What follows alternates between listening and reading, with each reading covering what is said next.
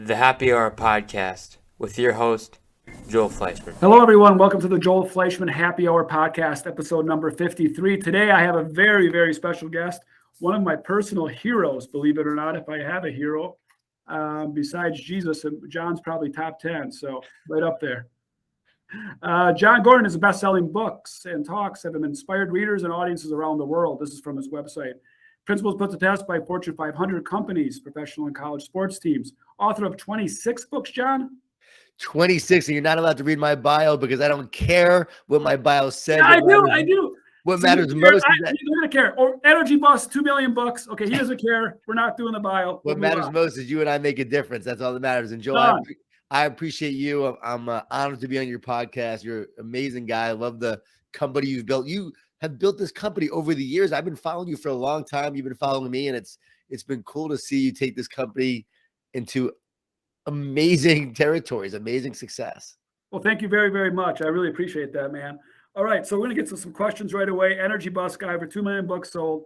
Let's get right to it. We got 20 minutes together. We got to use our time efficiently, right? Of course, yeah. We got to give the good stuff and the nuggets. Where are you right now, by the way?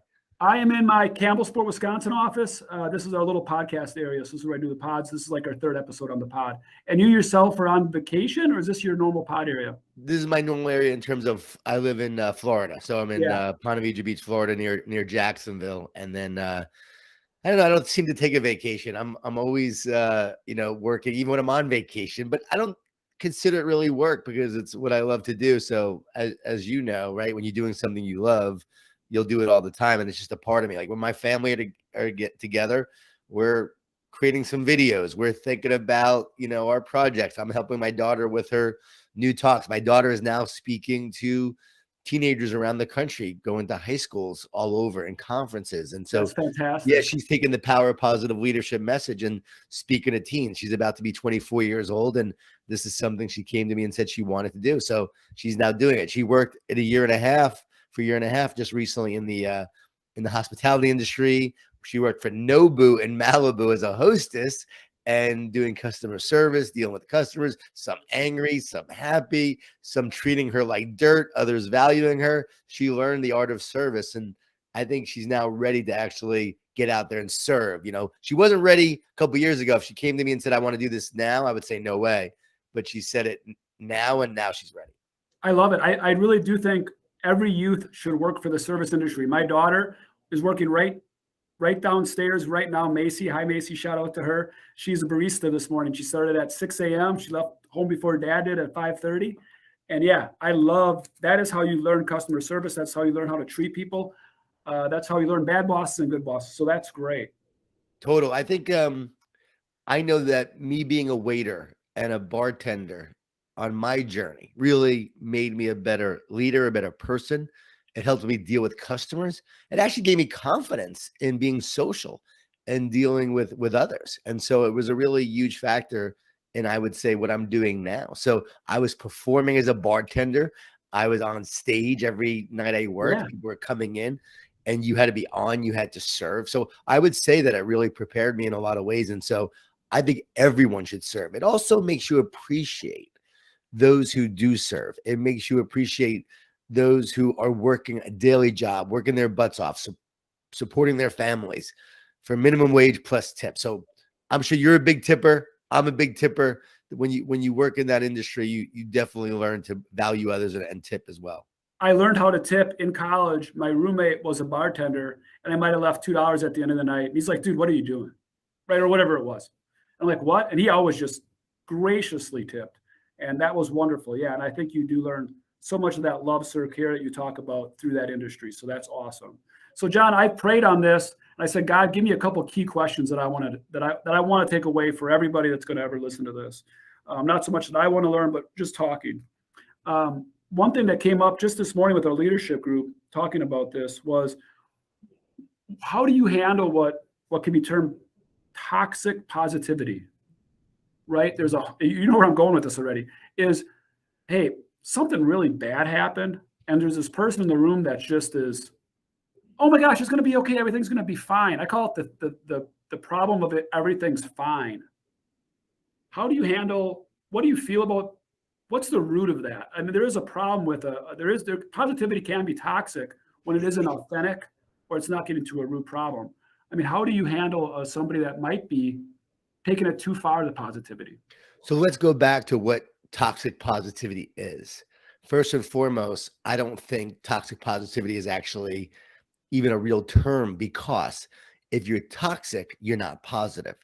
And so what people do often is they label anybody who's being positive now as toxic positive. And that's not a good thing, because it gives people permission now who are negative and pessimistic and hateful to actually attack those trying to be genuinely positive, to make a difference in the world with optimism and belief. And that's not it, because I'm now getting attacked by a lot of people as being toxic positive when I'm actually sharing encouragement and kind words. And that's not it at all. Now, the reason why people are concerned about this positivity that is glossing over things and just saying, hey, it's all going to be okay and just be positive, is because what people are really doing in those instances is being unempathetic. They're not really listening to people. They're not meeting people where they are. So let's call it what it really is. Toxic positivity really is a lack of empathy. It's a lack of really genuineness. It's a lack of concern. It's a lack of listening to someone and hearing what they're really going through. It's about meeting them where they are, which we need to do. Meet them where they are, listen to them, understand them, and then supporting them along the way. It's not glossing over and saying it's all going to be okay. It's not glossing over and saying, you know what? Oh, your aunt died. Well, my aunt died and I got through it and this is how I did. So don't worry about it. It's really understand that people are facing challenges. They're going through difficult moments themselves. Even like last night, right? With Will Smith and the Oscars, we saw him act that way. Now, in no way was his actions justified, but it's clear something is going on under the surface in this guy that caused him to act that way. And even when he said in his speech, and I feel like God is calling me in a different place in my life, I'm like, wow, this is a guy who's been maybe away from God. Some said he was into Scientology and so forth. You could tell that God is now working in him, and there's some turmoil going on. There's transformation happening. And I think that's going to lead to a good thing in the future, but it was a bad thing right now. So it's not ignoring what he did. It's not ignoring what he's going through. It's understanding it and saying, okay, how do we get better? How do we move forward? This is a challenging moment. Say with your team, we had this setback, we had this failure. Let's address it. Let's talk about it. We're not just going to gloss over, and let's learn from it and then say, what do we need to do now going forward to create the situation and make it better?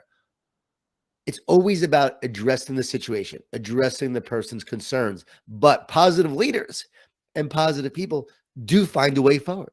You've got to look towards the future and say, how can we improve? How can we get better? That's optimism. That's belief. And there is a belief that we're going to get through it. There is a belief that we're going to overcome.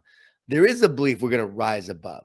But it's about also meeting that person where they are and being there with them. When someone dies, I don't say, oh, you'll get through it, or you'll look back on this and you'll learn so much from it. When someone dies, I just say, you know what? I'm so sorry for your loss, and I'm here for you if you need me. And that's really it. Like, you don't have to try to make that person feel better in that moment by telling them to be positive, or by saying something where you went through a death and this is how you got through it, because what worked for you may not work for them. So again, toxic positivity is not even a term that we should even talk about. We should say, let's have more empathy. Let's have more concern. Let's meet people where they are, and let's be a source of encouragement and support as they move forward and through it. Did I answer the question, Joel? Excellent. Excellent. I mean, I can add to that. Yeah. When somebody dies, and again, however you react to that is totally on you. I would coach people or saying, hey, it's going to be okay might not be what that person needs to hear. Right. I'm so sorry this happened. And I even take it further. Instead of saying, let me know if you need something, I always say, I've just changed that. I'm going to pray for you right now. And I'll walk away and I'll pray for him right now. Because I will say, I'm going to pray for you. And then we forget. And I think that's a horrible thing. Or I'll let me know if you need something. It's like, well, of course I need something. I'm not going to reach out to you. Figure out something to do. I love that. And Joel, I've tweeted about this. I don't say I'm praying for you. I'm going to pray for you, because I think that's actually disingenuous. And unless you're really going to do it, most people don't. But I do say what you said. I always say, let's pray right now, or I'm going to pray for you right now, or I'm praying for you right now. Because I know I'll do it in that moment right now. And that's something I will do. I'm not going to say I'm praying for you, I'm going to pray for you, because I know I probably won't. So I'm not going to say that. We shouldn't be using prayer as a form of like bless your heart, or as a form of I'm thinking about you. Like it should be like, no, I'm really going to pray for you right now in this moment. And people do appreciate that. We need to say it's okay to not be okay. Like it's okay if you're going through a tough time. It's okay to not be okay. It's okay to be down. It's okay to deal with grief. It's okay to go through a tough time. But we don't want to stay there. We don't want to allow that to take us down a spiral staircase of depression and despair. What we want to do is lift ourselves up and feed ourselves every day with optimism, hope, and belief in order to feed others. Because if you don't have it, you can't share it. So this is real. Like I'm going through a tough time, but I'm not going to allow this to crush me and destroy me, because that's what a lot of people do. And I think that it's okay to make sure that people don't go down that spiral staircase. It's okay to be there for them, support them, and help them lift themselves up in those moments. Experiencing grief is normal, but allowing that grief to take you to a depressive state where you now want to commit suicide, that's where we get scared. That's where we need to be really concerned. And for me, it's about dealing with the real feelings, but about moving towards healing. Everything's about healing. I'm going through grief. I'm going through pain. I'm going through this tough time, through this adversity, but this time is going to allow me to heal, or I'm going to use this time to heal, or because of this time, I will heal. We always should be moving towards healing and wholeness, no matter what situation we're going through. And some people don't want to heal. Some people stay in their hurt. They stay in their pain. They identify with it. And so they don't move forward. And for those people, they're hurt. And those are the people that often will attack those who are trying to be positive, encouraging, and supportive. So it's this fine line in understanding where people are, knowing the story that they're telling themselves. That's key. What story are you telling yourself? Because the story you tell yourself determines the life that you live. What movie are you living? Is it a drama? Is it a horror story? Or is it an inspirational tale? The horror story, the drama, the person gets knocked down. They're a victim. But in the inspirational tale, that same person gets knocked down, but they get back up. And in the words of the great American philosopher, Rocky Balboa, it ain't how hard you can get hit. It's how hard you can get hit and keep moving forward. I mean, you have to move forward. So I think that's the key. I've never done that impersonation. I've never done that impersonation live before. So I'm working on it. How is it? Good. I'm a basketball youth coach a little bit, and we always say fall 7, rise 8 3 times. Every practice, every game. Fall 7, rise 8. Love bit it. of the Rocky spin. So Love always. absolutely. John, very rarely have I had a quick podcast with somebody or a conversation with somebody, and it's like literally the mirror is talking back to me. I think it's so many of your books that I've read. So like you're talking, and I'm like, I'm not like listening. I'm like, that's exactly what I would say. So I don't know if I've learned so much from you and taken so much away that it's like I just mimic you all day. I'm like, do I even have enough? We're just like-minded. We're like-minded. We think alike, and I think that's why you like my stuff, because you already think that way. Yes, I've probably influenced you, but you already think that way. People who are attracted to my work are those who really need it, or those who actually are like that. They are the energy bus. Go ahead. I'll take it further. I actually think I wasn't always like that. I've seen the results. I've seen the results in my personality. I've seen the results in my spirituality. I've seen the results in my net income. Right. That's what people don't realize. That's a Tony Zappos thing, right? The positivity will lead to money, which is again a business thing, and again not something we always chase. But I'm also very surprised talking to you, just even over the virtual world. Your intensity. You have a certain intensity, John, that is not, this calm serenity positivity. You are a very intense person, almost to the point of being intimidating. I'm sure you've heard that before. I hear that all the time. And I know you have like a New York roots, right, and that sort of thing. Like, oh yeah, it's probably my New Yorkness, but also but you're right. I think people, if you don't know me, you think I'm like Joel Osteen, and I'm not. I'm not. No, I'm not Joel. I'm like, hey, Fran. Now I just love you. I want you to get into a Bible-based church, and because God loves you. And you could hit Joel in the face, he'd be like, no, I know you're angry. It's okay. God loves you anyway. So Joel is like sweet, kind, and I am positive, but I always tell people like I'm not naturally positive. I grew up in Long Island, New York, so I'm competitive. I am a driver. I am a hard worker. I have a lot of grit. I would say for me, it's more optimism. It's belief. It's eternal hope. It's a lot of faith. It's trust. And yes, I do surrender. And there's moments where, if we wanted to talk very spiritual and surrender, I can get very calm and we can talk in a very spiritual nature and talk about healing and wholeness and love. And then there's a lot of different parts of me. Yeah, there's parts of me that is a hard driver and a doer and getting things done. There's a lot of me that's about excellence. Like, I think people on the surface see one thing, they don't realize the reason why I think I am successful. And I've written the books that I've written, do the talks that I give, the way we've built our training and our leadership is because we are so driven, and it's driven by purpose and passion and excellence. So purpose to make a difference, purpose to live this calling, but also like, if we're going to do it, then we better do it the right way. And we better do it as good as we can to the best of our ability. So we really are about pursuing excellence. And people who come to our trainings, people who deal with us, like almost everyone said they have a great experience.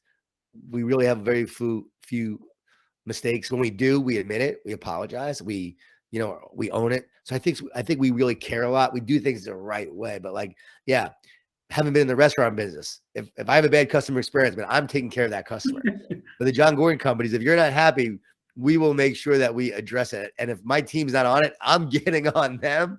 And it's what I talk about, a lot of love and accountability. So my team gets a lot of New York love, which is a lot of it's a lot of love. It really is care, kindness. They know I'm real and genuine. But when things don't go right or you mess up, and it was controllable, like it's okay to mess up and make mistakes. But if we do it for a lack of effort and drop the ball, I'm on that. And that's going to make you more accountable the next time. And so I think people are surprised to learn that about me. But there's an intent. We got 30 seconds left. There you got like 45 seconds left. So I just got to add on to that real quick is I do think the apostles had intensity like this. Yeah. If you read the Acts of the Apostles, these guys were kind of lunatics, crazy and intense. I don't think they walked around like Joel Osteen. Good point. And Joel's a great name, by the way. And a word on Joel. A lot of people don't like Joel. A lot of people like give Joel a hard time. I just got to say this real quick. Like, I'm not defending any actions in the past, but I do want to say, like, I know a lot of people who listen to Joel and have actually come to faith because of Joel. And I think God is using him in a great way by the platform he's given him to bring more people into the fold. I know a lot of friends who are Jewish, and my mom was Jewish, and who listen to Joel and love Joel. So I think he has invited a lot of people to experience the love of Jesus. And so I think there is something really powerful about that. So there has to be something good there. There has to be something good. Yeah. Joel, let's go. Joel, let's talk a little bit longer. I don't want us to cut it short. I know we got some good stuff to still talk about. So let's continue it for a little bit longer. All right. So a little bit on that, with the intensity that you and I both have, and for people that are listening that are intense, Jesus always said to be like children. I just read this and I got to bring it up. They said, think of it when you were little, or a little child, when a mother leads you, how much trust does that child have? They might be anxiety, they might be nervous, but if mom has my hand and I'm little at the zoo, all my fears go away. I might stumble, I might cry, it might rain, I might trip, I might feel really uncomfortable. If mom says it's okay, it's okay. That's the trust in the Lord that we're talking about, right? Amen. Yeah. I think the more you have that oneness, that connection, that wholeness with God, right? You're connected to God. You have this oneness. What you have from that is more clarity. And that clarity gives you confidence. And that confidence gives you courage. And so I really believe it comes from connection, clarity, confidence, and courage, all coming from and stemming from your relationship with God. What's the antithesis of that? What's the opposite of that? Well, it's division. I'm not connected. I feel separate from God. And then from that separateness, I have more fear. And out of that fear, I have more worry, more concern, more anxiety, more doubt, more discouragement, more anxiety. And then I have a lot more clutter. And that leads to a lower state of mind where I now become someone who is seeing the world as more powerful than me, where when I have that connection, that oneness, I know with God, I am more powerful than the world. So I've been thinking a lot about this lately and sort of putting together a framework and a paradigm on how to live life in a way where you live from that oneness instead of a lack of connection, which is I wrote about this in the garden with the 5 Ds that we have to take on in the garden and how we overcome those 5 Ds to win the battle of our mind and win the battle of our soul. So everyone read the garden. If you haven't read it, it will help you in so many ways, but I'm taking it even a step further to explain it even more. Things are always evolving in that way. Yeah, your books always seem to evolve. They truly do. It's a little bit of the past, but a little bit more of what I think you've learned. So they're pretty cool in that way. So I have never attended it. I tried one year and then I have ADHD and shame on me, whatever. So you have the Power of Positivity Summit coming up. For those that don't know, explain that to me. And it's free. Why do you do it for free? What is it? Why should we do it? It's like our 9th year doing it. We just started doing where we would have a summit and we would do it online. So it's online. And what we do is we get a bunch of great speakers, like amazing thought leaders like Ed Milet and Valerie Burton and Candy Valentino, Heather Monahan. We have Chris Singleton and Damon West and Jay Glazer and Damian Lillard from the Trailblazers is speaking this year. Game time. Game time. And then we got Sean McVay, who is a good friend of mine, and he's doing, a video he and I actually recorded the other day. Cool. And what that consists of is every day you will get 4 or 5 videos that are 5 to 10 minutes. That's it. And you can watch those 5 to 10 minute videos that day, or you can watch them the next day or the next day. You have 5 days to take part in the summit, and you can watch whatever videos you want, or on whatever days you want over those 5 days, and you get to watch those videos. So it's not like where you have to be there live to attend at that time. You get emailed the videos that day, and you get to see, you get the links to watch those videos. But then everyone's online talking about the videos, interacting and commenting, and it's this cool, incredible momentum. And people watch them in their classrooms with their students, and businesses watching together, and they're incredible. They're 5 to 10 minutes, almost like TED, but within a conference, but shorter talks, but great messages, and all about overcoming adversity and challenges. Derwin Gray speaking, Erwin McManus, who's a great friend of mine, a pastor, he's speaking. I mean, some of the greatest thought leaders on the planet, all doing this for free. And then what we do is we then offer it where someone could, buy the whole, access to watch it anytime they want afterwards. If they want that, that's a fee. So we charge for that. And then if you want that, but then I don't make money off that. I take my cut of whatever happens from that, and I donate that to like the Atlanta Peace Prep Academy or, different charities and so forth. So awesome. Always use it to make a difference. It's sort of in my mind, like I'm a business, but it's sort of like my ministry effort to impact the world with positivity. And it's why we do it. We do Power Positive Leadership training events. Those are paid events where we are now training leaders around the country and the world.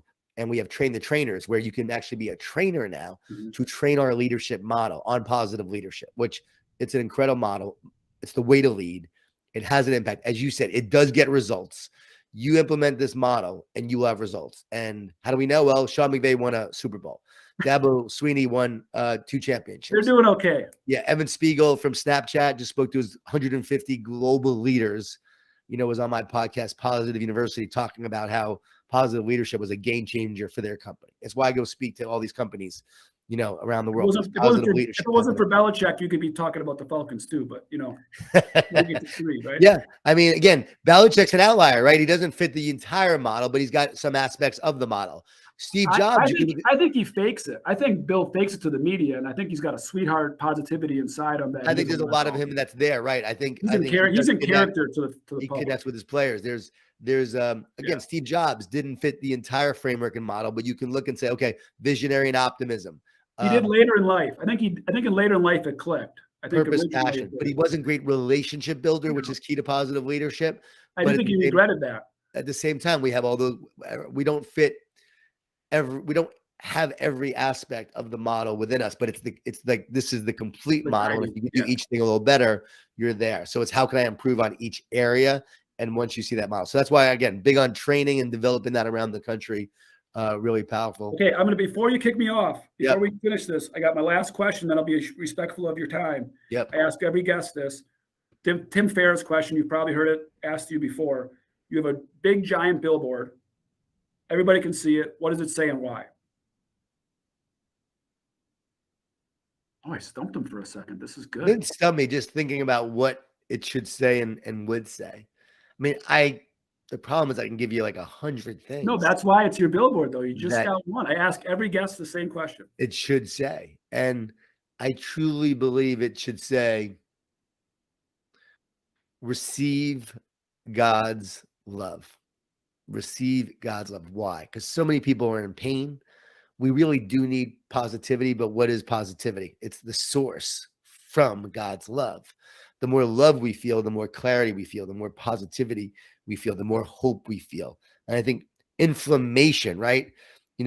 I think inflammation is something that we have in our bodies when we eat the wrong foods or have injuries. Well, guilt and shame are inflammation of the soul. So we have inflammation of the soul from guilt and shame. And so many people are holding on to guilt and shame and the pain of the past that is weighing them down, right? And so how do you heal that? Well, God's love and forgiveness is what removes the inflammation of the soul. And then the goal is to restore and redeem, right? Your body, your wholeness, your soul. And the way you do that is by removing the guilt and shame, and then love and forgiveness come in, and it restores and redeems you to be all that you're meant to be. And so that's how you move forward. You got to let go of the past to move forward. My other billboard would say, being positive doesn't just make you better, but it makes everyone around you better. I would also say that from a positivity standpoint, but from a faith standpoint, I would say receive God's love because God loves you. Many people, they feel that guilt and shame. They don't feel like they deserve it, so they don't receive it. Your job is to receive it so that you can heal. And once you heal the soul, right, everything else improves. The mind so often doesn't need fixing. The soul needs healing. And as you heal your soul, the mind works a whole lot better. How do I know? That was my journey. Depression, anxiety, fear, doubt, crumbling from the inside out, no faith, no relationship with God. My wife almost leaves me. And what I really needed was healing. She wanted me to go on medications because I was depressed all the time. I said, no, give me this shot. Let me try this. I started walking every day, practicing gratitude, praying, and then finally started to surrender a year or two after that. And as I did that, all of a sudden my mind started to change because my soul changed. I rewired my brain from negative to positive because my soul went from anger and pain to openness and love. And that changed everything. Goosebumps. If you could see them, if we weren't in Wisconsin and not in Florida, you could see my goosebumps. So that's fantastic. Jon, thank you for coming on. Thank you for your time. Thank you for the impact you're making. Please run for presidency here in a few years. So I'll keep pushing you on that on the Twitter platforms. Everybody, go follow Jon, all social media platforms. Go buy his books. Go support him, what he does. He's making a difference in the world. I really appreciate you, my friend. God bless. Hey, thanks, Joel. Keep up the great work that you're doing. Okay, thank you. Thanks for coming on. Appreciate it. Be good. Blessings.